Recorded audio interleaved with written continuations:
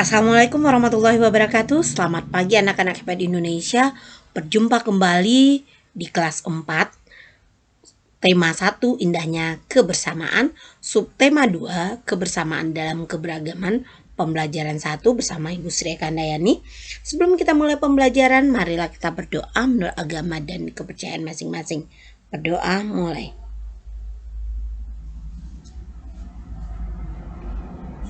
Selesai. Anak-anak, materi kita pada hari ini adalah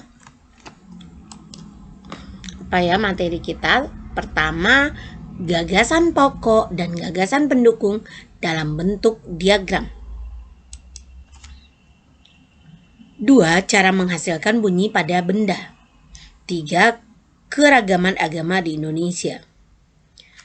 Gagasan pokok dan gagasan pendukung dalam bentuk diagram.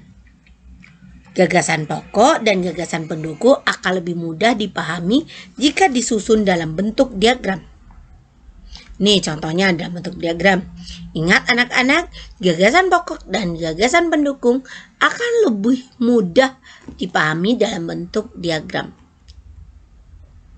Contoh, Indonesia memiliki berbagai bahasa daerah. Misalnya bahasa Batak, bahasa Jawa, dan bahasa Sunda. Keragaman bahasa di Indonesia tidak membuat bangsa Indonesia terpecah. Pecah. Bangsa Indonesia tetap menjaga persatuan dan kesatuan. Bangsa Indonesia dipersatukan oleh bahasa persatuan, yaitu bahasa Indonesia. Bu Sri ulangi. Indonesia memiliki berbagai bahasa daerah, misalnya bahasa Batak, bahasa Jawa, bahasa Sunda. Keragaman bahasa di Indonesia tidak membuat bangsa Indonesia terpecah-pecah. Bangsa Indonesia tetap menjaga persatuan dan kesatuan. Bangsa Indonesia dipersatukan oleh bahasa persatuan, yaitu bahasa Indonesia. Kita lihat gagasan pokoknya, Indonesia memiliki berbagai bahasa daerah. Misalnya bahasa Batak, bahasa Jawa, dan bahasa Sunda. Itu adalah gagasan pokoknya. Sekarang kita lihat gagasan pendukung. Ini adalah gagasan pendukung. Keragaman bahasa Indonesia tidak membuat bangsa Indonesia terpecah-pecah. Bangsa Indonesia tetap menjaga persatuan dan kesatuan. Bangsa Indonesia dipersatukan oleh bahasa persatuan, yaitu bahasa Indonesia. Semoga anak-anak ibu paham ya, ada gagasan pokok dan ada gagasan pendukung. Contoh dalam bentuk diagram. Gagasan pokok, Indonesia memiliki berbagai bahasa daerah. Gagasan pendukung, bangsa Indonesia tetap menjaga persatuan dan kesatuan. Apalagi, keragaman bahasa tidak memecah belah bangsa. Selanjutnya, gagasan pendukungnya apa?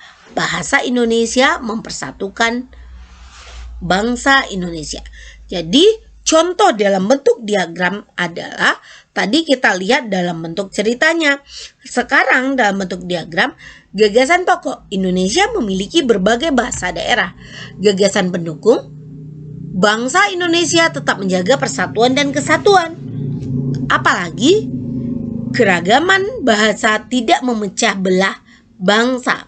Selanjutnya, bahasa Indonesia mempersatukan bangsa Indonesia. Ini adalah contoh diagramnya.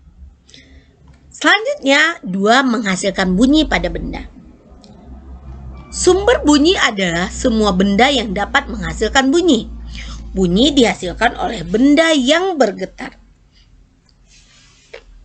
Anak-anak, kalau kita berbicara, pita suara kita itu bergetar. Saat berbicara, pita suara itu bergetar. Senar gitar bila dipetik akan mengeluarkan bunyi. Contoh sumber bunyi antara lain. Anak-anak ibu pernah melihat biola? Senar biola yang digesekkan akan menghasilkan bunyi. Bunyi dihasilkan dari senar yang bergetar. Ini adalah gambar biola. Selanjutnya, marakas. Marakas yang digoyangkan akan menghasilkan bunyi. Butiran dalam marakas saling bertumbukan sehingga menghasilkan bunyi. Ini marakas.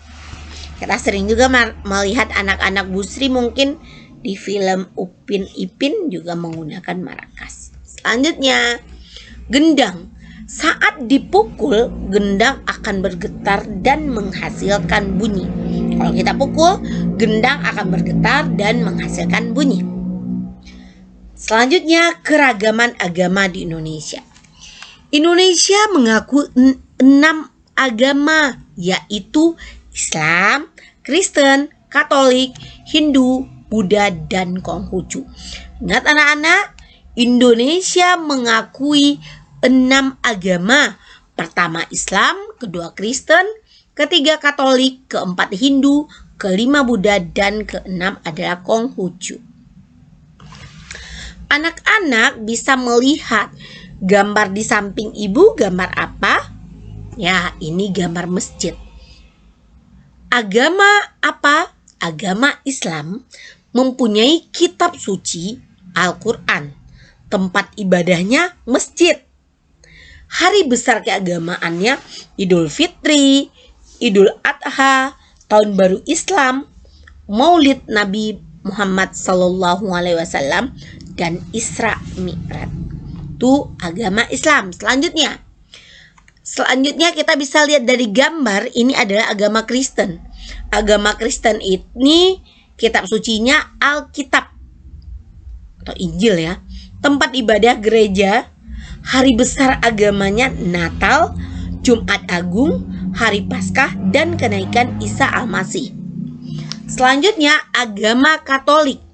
Kitab sucinya sama-sama Alkitab atau Injil, sama dengan agama Kristen. Tempat ibadahnya sama-sama gereja. Hari besar agamanya sama-sama hari Natal, Jumat Agung, Hari Paskah, dan kenaikan Isa Al-Masih. Selanjutnya agama Hindu. Agama Hindu, kitab sucinya adalah Weda. Tempat ibadahnya adalah pura. Hari besar keagamaan adalah hari Nyepi, hari Saraswati, dan hari Pagerwesi. Itu untuk agama Hindu. Selanjutnya agama Buddha. Kita bisa lihat kitab suci umat Buddha adalah Tripitaka. Tempat ibadahnya adalah vihara atau wihara. Hari besar keagamaannya hari Waisak, hari Asada, dan hari Kathina. Itu untuk agama Buddha. Selanjutnya agama Konghucu. Agama Konghucu bisa anak-anak ibu lihat, ini gambarnya, ini adalah gambar kelenteng. Ini adalah kitab suci, ini adalah tempat ibadahnya. Kitab sucinya agama Konghucu Sishu Wujing.